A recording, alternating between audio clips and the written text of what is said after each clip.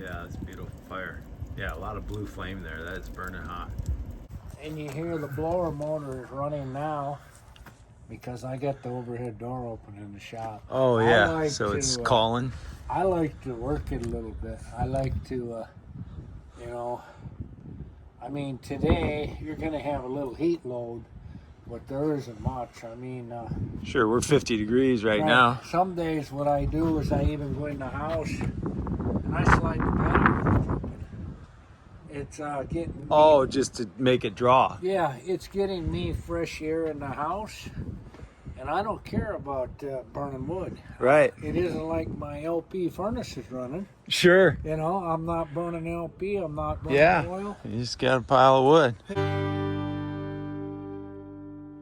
Yep, and my pile of wood, and you see these over here? Yeah. I get them up on my leg. Get them in the door. Yeah. And if they'll go in the door, they burn. Yeah. So, I mean, a lot of these other stoves out there, they got to split this stuff all down. They got to open it up. This stuff here, I cut a lot of block wood, and I burn block wood. Sure. Just, if it's, you can see I cut them shorter. Yep. So I can just roll it in the door.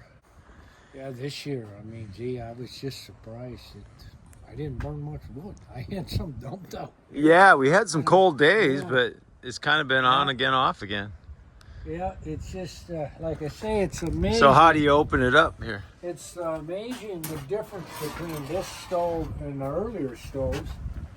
And it's really amazing, this stove and the competitor stoves. It's just unreal how much more efficient these are. And what are the main features that make it more efficient? Well, I think the biggest feature to this is the big improvement to this that they have went to is the refractory in the stove. Sure, down low in the bottom here. All the refractory, and how I've explained to people is radiant heat in a concrete floor. If you start that when it's really cold, it takes a lot of energy to bring that temperature up. But once that temperature is up, it takes very little to maintain it. Yeah. And that's what all this refractory is doing. You're heating up all that mass of refractory, and now it's sitting there and it's holding heat. Yeah. So now it takes very little energy to maintain that heat. Sure. Because it's there already. Yep. You know, you're just maintaining it. You're not starting out at the bottom and coming up through and and then this heat exchanger. I mean, when you got a heat exchanger like that, trough design heat exchanger controls the heat before it all goes out the chimney in the smoke. And it's coming through horizontally here, so it's staying in the water longer. Right. We're controlling the heat, and the heat is in turn going through the steel and warming up the water. And this is really amazing, the improvement on these Ultimizers. And look at that, it's just like a fine powder. Oh yeah. It's there isn't no greasy stuff up in there. I mean, it's just so easy to maintain.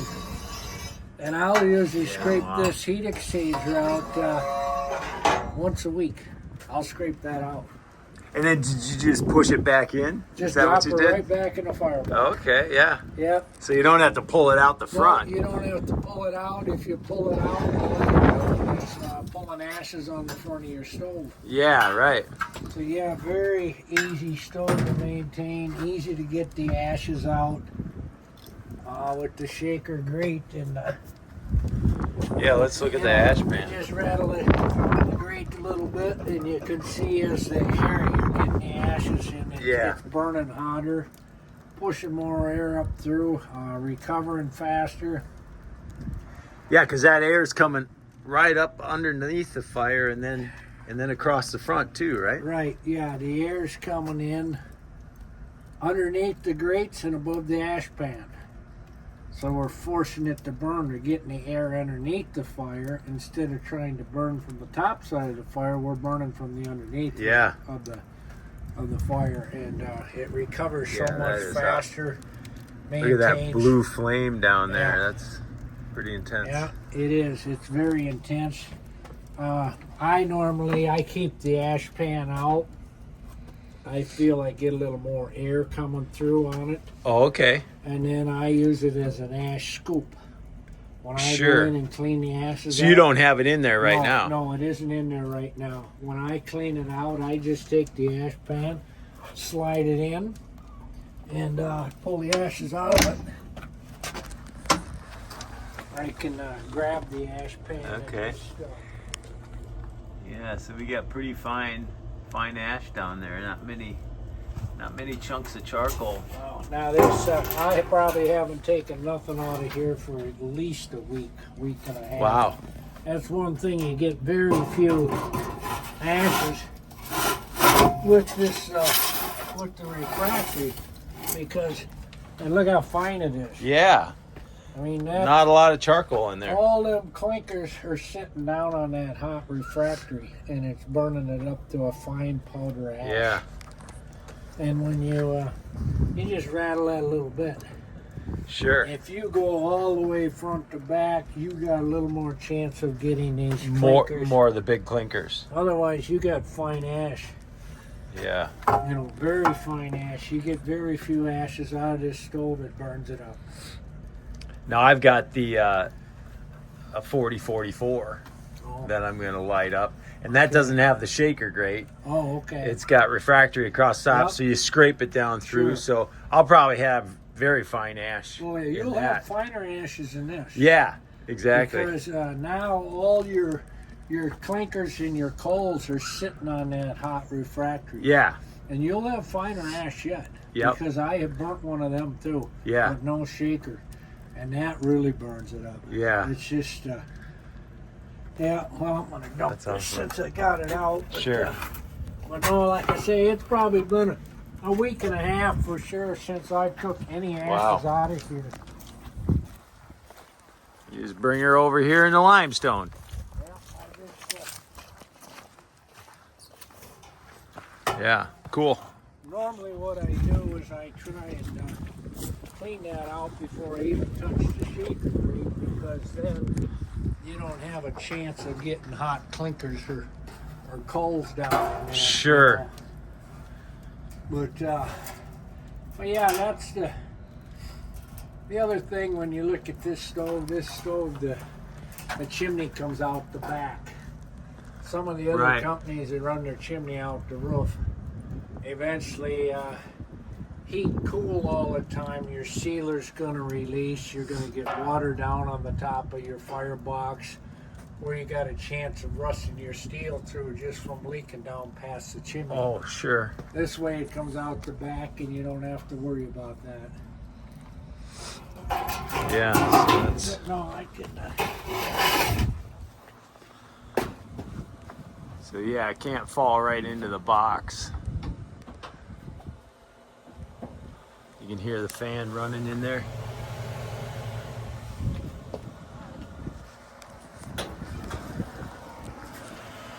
Another very important thing I looked at when I went with the Portage main, all the controls are inside the heated cabinet.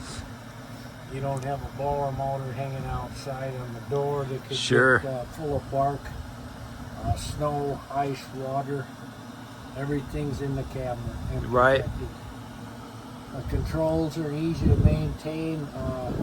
Simple controls. Just a digital aqua stat and a manual backup stat.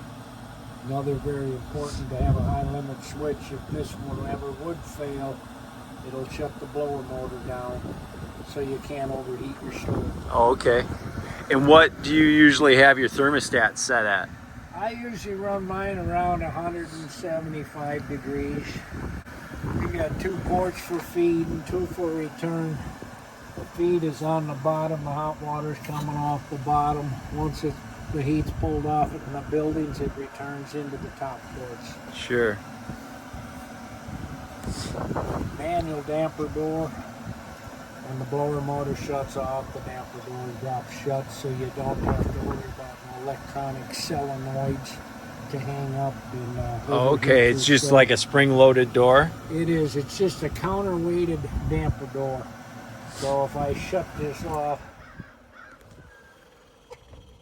Okay. You'll use I heard it. You I can don't hear know if that that's drop secret. shut here, and it closes so no air can feed back through the fan and overheat your stove. It just shuts the air off of it. The blower motor is on a delay, so when you kick that on, put the power on, it didn't kick on right away. It's got a little delay built into it. Easy access to check the back of the chimney and clean out. Like I say, you can see what's in there, and that's been probably at least a week and a half since I have cleaned the heat exchanger.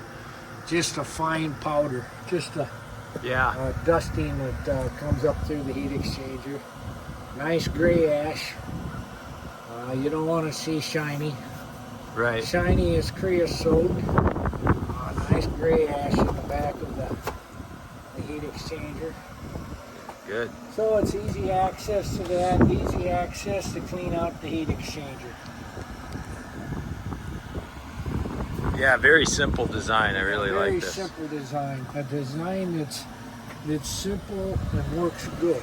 That's And here's what you need. In the air going down and underneath. Yeah, this blows it down through this tube, blows in underneath, like I say, above the ash pan and underneath the grates, and burning from the bottom up. Keeps the fire hot, recovers quicker, and in turn you don't have to run near as many gallons of water in the stove because it recovers so fast. Whenever you're running a lot more water in a stove, you're taking more energy to keep that water hot. Yeah. Well, this here, it's a forced combustion, putting the air underneath the fire, and it's recovering really fast as the heat comes off of it. Well, I can see it's up 3 degrees just since we opened this. Yeah, and it's pulling heat off in the building right now. Yeah. It's pulling heat off as it's running. Yeah. So it's catching up even with that draw. Yeah, it is. That's the big thing. It maintains and it keeps up really fast. And how many square feet you think you're heating? Well, the house itself, I'm heating 2 floors in the house, which would be about 35 to 3,600 square feet. Okay. In the home, and in the shop here, I'm heating 2,400 square feet with 14-foot ceilings in this shop. Okay. And like I say, there hasn't been a day that I have had to fire this stove more than once a day to keep up with this heating area I got. Currently, you got the doors open. Yeah, and I got the door open just to make the On stove, a nice spring day. But just to make the stove work a little today, I got the doors open. yeah. Well, we've been here with Larry Klosterman. and, Southern part of Wisconsin. Yeah. I got involved with Portage in Maine in about 2008, 2009. I've been burning a Portage in Maine stove since 2008. Very happy with the stove. Very efficient. Very little maintenance to them. Yeah. That's the key to it.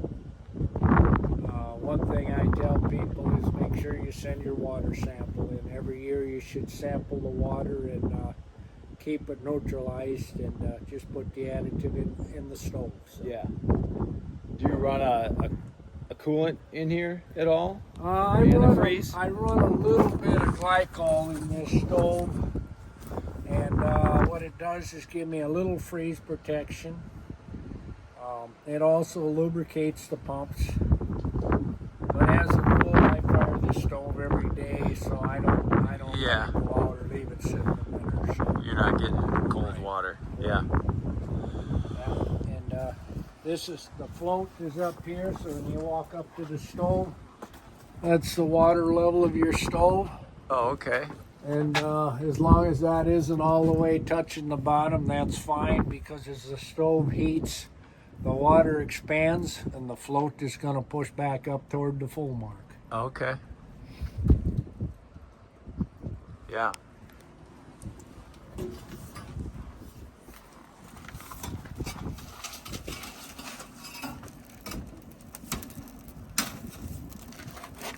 Yeah, that's a nice fire on, kind of big logs there, but they're just burning away. Yeah, well, like I say, if I can lift them and get them up my legs and roll them in, that's what I put in there. I put in some big blocks, and it always burns the big blocks up. It does a real good job burning. Yeah, it's a beautiful fire. Yeah, a lot of blue flame there. That is burning hot. Yeah. Safety latch built in on the door. Yeah, important to kind of let it breathe Yeah, if the yeah. fan's off, right? Yeah, when the fan is off, you always want to open up this fairly slow and walk back with it. Yeah, Just don't put your face in the Yeah, opening. because when it's starving for air and the fan is off, it could flash. Yeah. Awesome. Simple design that works very well. All right. Well, thank you, Larry. Insulated door on the outside to keep the cold off of the firebox doors.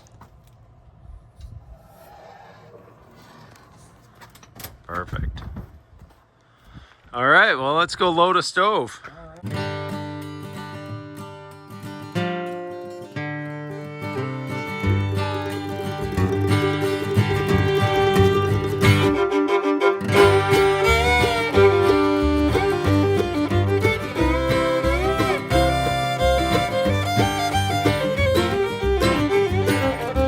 Summer heat and tundra cold and throwing a storm of three.